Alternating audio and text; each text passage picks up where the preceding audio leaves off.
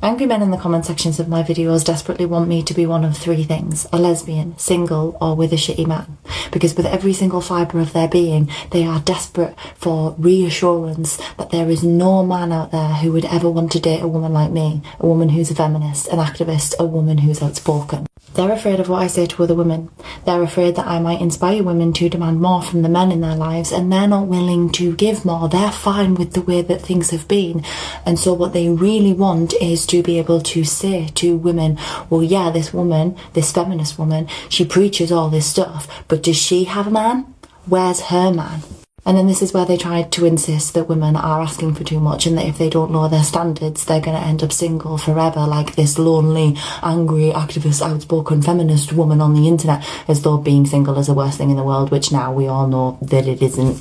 So they'll flock to my videos and they'll inundate me with these comments, right, where they're like, why is it always the old single women who are preaching about feminism? Like, you never see like young, like fit women in relationships like preaching about feminism. Like, it's always these old single women, and they're like, they will automatically assume that I am single. But if they ever get confirmation that I'm not single, their little heads can't cope with that, and so they'll jump to the next thing. They'll presume that I wouldn't date a shitty man because of the type of work that I do, right? But they're like, oh no, oh God, like, how are we going to threaten women with singledom when this outspoken feminist woman has a partner?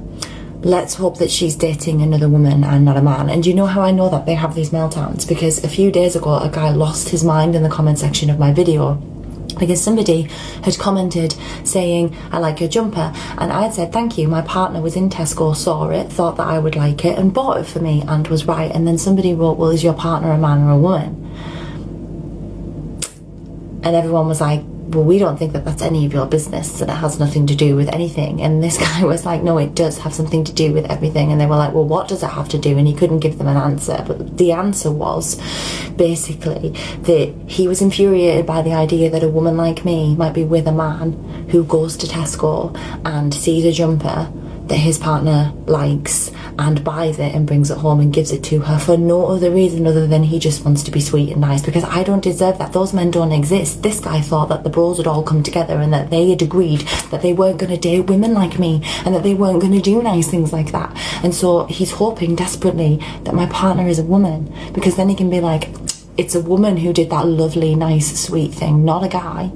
Not a guy. Guys don't do that stuff. We keep on telling these women that these feminists, they have like, you know, their expectations are too high, because guys, they don't do this stuff.